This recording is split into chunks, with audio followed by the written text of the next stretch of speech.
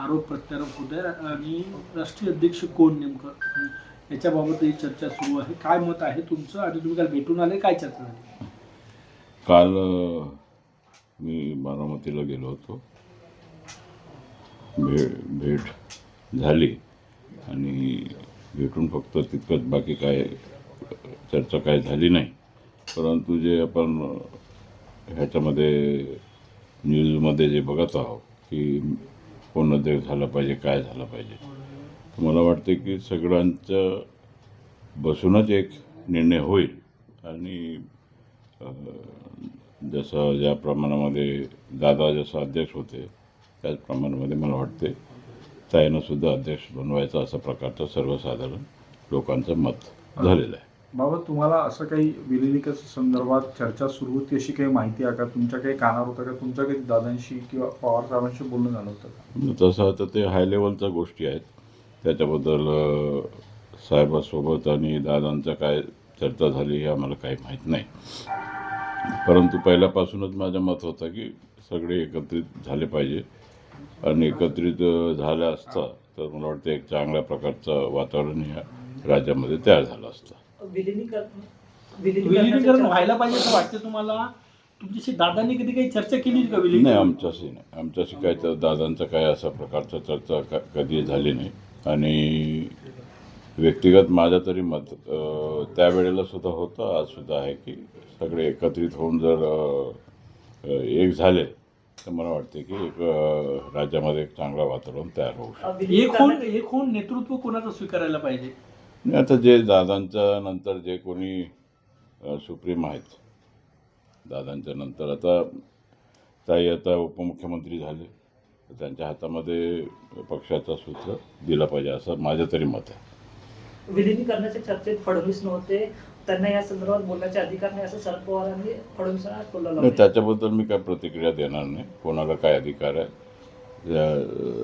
स्वतंत्र आपण आहोत, देश स्वतंत्र आहे आणि कोणाला काय बोलायचं ते आपलं मत व्यक्त करतात. परंतु आमच्या पक्षाचा बाब आहे आणि आमच्या पक्षामध्ये जे काय निर्णय होईल ते वरिष्ठ निर्णय घेतील. पण शरद पवार गटाच्या नेत्यांकडून वारंवार सांगितलं जात आहे की विलिनीकरणाबाबत दादांची चर्चा झाली होती. तुम्ही राष्ट्रवादीचे वरिष्ठ नेते आहे, पवारांसोबतही काम केलेलं आहे. दादा तुम्हाला कधी काही बोलले होते का की आपल्याला एकत्र यायचं आहे, विलिनीकरण करायचं, अशी कधी चर्चा झाली? कारण की तुम्ही सुद्धा भेटले दादांशी माझ्या जवळचा संबंध होता. शेवटपर्यंत मी दादासोबतच होतो. जेव्हा दादा मागच्या वेळी BJP सोबत शपथविधी झाली त्यावेळेला सुद्धा मी सोबत होतो आणि शेवटपर्यंत दादासोबतच होतो. आणि परंतु असं प्रकारचं काय माझं चर्चा झाली नाही. आणि माझं जे मत होतं की आपण एकत्रित झालं पाहिजे, एकत्रित झालं तर ताकद वाढेल. तुम्ही म्हणता की हा तुमच्या अंतर्गत वाद आहे, पण ज्या पद्धतीनं फडणवीसांनी म्हटलं की या बाबतीत त्यांच्याशी चर्चा झाली नव्हती, तुम्हाला या बाबतीत काय आक्षेप आहे का म्हणजे फडणवीसांच्या म्हणण्यावरती? नाही, मला ते पाहते राज्याचे मुख्यमंत्री आहेत, राज्याचे नेते आहेत आणि महायुतीचे नेते आहेत आणि त्या दृष्टिकोनातून त्यांच्याबद्दल मी काय बोलणं हे काय बरोबर होणार नाही. परंतु आमचा पक्ष वेगळा आहे, सगळ्यांचा पक्ष वेगळा आहे. 3 पक्षाचा युती झाल्या असल्यामुळे वेगवेगळं तिन्ही पक्षाचा नेते आपला विषय ते आपला बोलतात, मत व्यक्त करतात. परंतु आमच्या पक्षाचा जे नेतृत्व ठरवेल तेच फायनल होईल. लाडकी बहीण योजनेला अजितदादांच्या नाव देण्याची मागणी दिलंच पाहिजे ना. कारण की ते विधानसभेमध्ये बजेट ठेवत असताना त्यावेळेला त्या लाडकी बहीण योजनामुळेच या राज्यामध्ये आमचं सत्ता या राज्यामध्ये आलेलं आहे. अमोल मिटकरी यांच्या एक वक्तव्य समोर येत आहे की विमानातून कोणीतरी उडी मारण्याचा प्रयत्न करत असल्याची त्यांना एका सरपंचांनी माहिती दिली. नाही, ते आता काय सरपंचांनी काय बोललं त्याच्याबद्दल मी बोलण्यामध्ये काय अडचण आहे. कारण की जे काय घडलं आहे ते चित्र सगळं आपण पाहिलेलं आहोत आणि फार वाईट झालेलं आहे. आणि आमचा एक प्रकारचा खंबीर नेतृत्व आमच्यामधून निघून गेलेलं आहे. असं तुम्हाला काही संशय काय अपघातावर?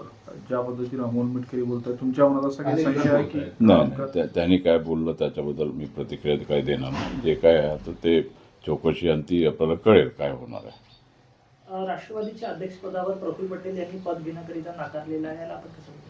आता सगळ्यांचा विचार होऊनच ते पद, जसं आता दादा होते, दादाच्या नंतर आता ताई आहेत, ताईनं पद दिलं पाहिजे असं माझं तरी मत आहे. आणि त्या दृष्टिकोनातून उपमुख्यमंत्री म्हणून त्यांनी आपलं पदभार स्वीकारलेला आहे आणि त्या दृष्टिकोनातून त्यानं पक्षाचं नेतृत्व दिलं तर आणखी चांगलं होईल. पार्थ पवारांना राज्यसभा द्यायला पाहिजे का, की दुसऱ्या कुठल्या ज्येष्ठ नेत्यांना संधी द्यायला पाहिजे? सगळ्यांचा इच्छा असतो की आपण कुठेतरी वरती गेलं पाहिजे, सगळ्यांच्या इच्छा होता. ठीक आहे, आता माझ्यासुद्धा इच्छा होता की मंत्री झाला पाहिजे. आता ठीक आहे, नाही झालं काय होते आता. म्हणूनच आता कोणाला आमच्या ते अंतर्गत आमच्या पक्षाचा हे आहे, वरिष्ठ निर्णय घेतील आणि जे काय आपल्याला कोणाला राज्यसभा द्यायचा काय द्यायचा ते बसून ठरवतील. बीडच्या एका सरपंच पतीच्या एक वक्तव्य समोर येत आहे, जोपर्यंत माझे पैसे निघणार नाही तोपर्यंत मी पाणी सोडणार नाही. गावाला काय पाहिलं त्याचं ते द्या. नाही आता ते पाणी ते वेगळं गोष्ट आहे. ते तुम्ही आता दावोसला गेले होते, काय गडचिरोलीच्या बाबतीत निर्णय झालेला आहे? काही नवीन प्रोजेक्ट गडचिरोलीला येणार आहे का? ते सुरजागड इस्पातचा ॲग्रीमेंट तिथे झालेला 20,000 कोटीचा इन्व्हेस्टमेंट तिथे करायचं असा प्रकारचा. ते आपण जे जमीन दिलं होतं 300 एकर, त्या जमिनीमध्ये आता जवळजवळ 1500 एकर जमीन झालेलं आहे. आता ते त्याच्या प्रकल्पाचं काम सुरू आहे. आता त्याला वाढविण्याच्या दृष्टिकोनातून ॲग्रीमेंट माननीय मुख्यमंत्रीच्या नेतृत्वाखाली ते ॲग्रीमेंट झालेलं आहे.